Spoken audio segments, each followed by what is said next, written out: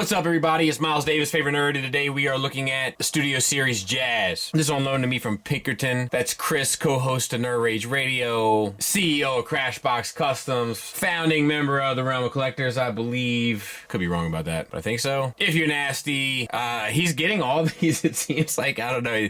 He's a fluid guy. It comes and it goes with him, so to speak. So this is the Jazz. My rule with this stuff is as long as I don't have to put in any effort to take a look at it, I will. So he brought it to my house, dropped it off. He's going to come back next week, pick it up, and no effort on my part other than having to do the video itself. So we're going to take a look at it, but in order to do so, we're going to start with accessories, which is namely his blaster, and it is painted silver, and it's on top of white plastic, and there's not a whole lot else to say about it, honestly. Of course, he can hold it just fine. It can store onto his back. The gun will also tab into the top of the car if you so desire.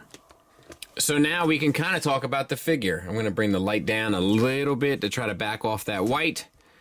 But yeah, I think it's decent. I really do. I think it looks great, presentation-wise, from the front. Silver paint on the face, light blue paint on the eyes. The head is a ball peg. You get up, down. They're limited, but you get them. And then the swivel and a confused jazz look. You have a waist swivel. No ab crunch. We have a lot of deco here on the chest. We have the light blue with the the Autobot symbol. We have silver paint on the front, light blue paint, red paint, silver paint on the abdomen. That's a lot of paint on a figure. Moving down, you have light blue paint on the pelvis. So a lot of paint there. I dig it. Arms, not a lick. But you get a universal joint for the arms, and it's actually attached to a hinge or a swivel inside. So you get the arm up past 90 degrees. You get the 360 around. You get a bicep swivel. You get a single hinged elbow. You get tons of hollowness inside the forearm. I bet you I know how that transforms. You get a wrist hinge in out, but no swivel. Same for the other side. Pin universals for hips. Get you out to there. Forward and back to there. Hollow bits inside. Not the biggest deal in the world to me, but just worth noting. Like that to me is far less offensive than that. Thigh swivel built around the universal. Double hinge knee that gets you the full run. Silver paint on the bottom of the legs that looks good. Silver paint on the hubcaps. We'll talk about that a bit later. And you can have these up or down depending on your sensibilities. Silver on the feet. You do get a toe tilt down, which acts as an ankle tilt down, and you do get an ankle rocker. So that's nice. And then there he is from the back. The hollowness in there bothers me at the same level as the hollowness in the forearm, but because it's at the back, it's less offensive. Size comparison-wise, I don't really have anything great to offer. There he is next to MMC's Drift, so I would guess he's about normal with the rest of the line. I don't know. If it helps you at all, he is about 5 1/8 inches to the top of his head. All right, let's get him transformed. So fold, oh, you're not going to believe this. Put the hands inside and have it so that you can see him. Mind-blowing stuff. Let's see, collapse the, and these pieces come out and put them so that they're flat, so that the car will roll right, as it were.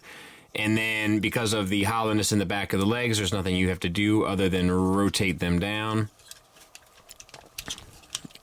And there's that. All right, so spin the torso, and then you can flip this little white piece towards the front, and then spin the white section back. So you're just really spinning the silver piece forward. And then we can tuck the head in and flip that piece around and flip this piece up. Okay, then you have the backpack. Open up this. Actually, you could tuck the arms around too. We'll just get it all out of the way. So you fold the arms in so that the tabs are out.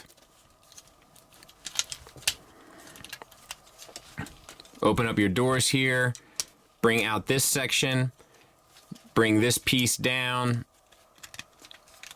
close in your side pieces, tab in the back, And that's basically it in a nutshell. Obviously, I got to get a lot of cleaning done, but that's the general steps. I'll get it cleaned up. We'll take a look at it. And I think it works well enough. I wish it was painted plastic for the windows instead of the translucent. It kind of throws me off. Rolls-ish. I'm sure it does roll if you have everything lined up perfectly. But I guess I do not. I'll tell you, I don't know what else. Maybe it's a little bit better. Once again, I feel like the proportions of the vehicle mode look stunted. Like, I feel like that's a problem that they all have, where, like, not all of them necessarily, but Hot Rod in particular, and this guy definitely, they look like almost like kids' toys versions of the cars, like cartoon, but in a childish way version of the cars from G1, and the bots look good, so maybe they're sacrificing the alt mode for this. You got the 14 painted on the side, that looks good. The black stripe across the top, that looks good. The red stripe down the middle, that looks good. So there's a lot of things that are done fairly well here, and then a couple things that are done kind of goofy, but for the most part, I think it's definitely at the very least acceptable, and there it is next to Tiger Tracks.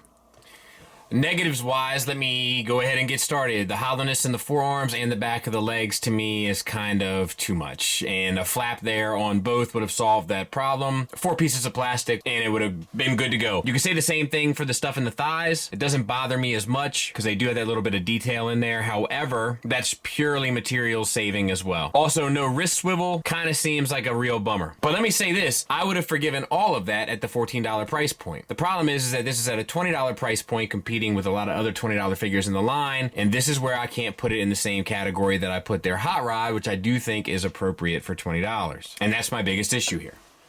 That doesn't mean it's without positives, surely not. I like the fact that there's ankle rockers. I'm not even utilizing this one now, so let me go ahead and do that so that I'm taking advantage of everything it has to offer. Also, the knees are weak. That's another thing to point out for negatives. I like the fact that there's ankle rockers. I like the fact that the transformation is relatively intuitive. However, it is also a bit sophisticated. More so the waist swivel part and also the backpack a taste. So that's nice. There's a fair amount of paint, especially on the chest and abdomen and face, but I feel like that's the bulk of the figure you see. Add that to the little bit of silver you see on the legs and the figure does pop. The materials feel fine and they're still using a lot of more pin joints than just tension joints, so I recognize that as well. So overall, I think it's a pretty good offering. It would have been a great offering at $14. It would have been a perfect offering had they fixed the things that I complained about. Or criticized, I think is a more fair term. And that's my stance on it. Thanks for listening. Thanks for watching. Until next time, take care.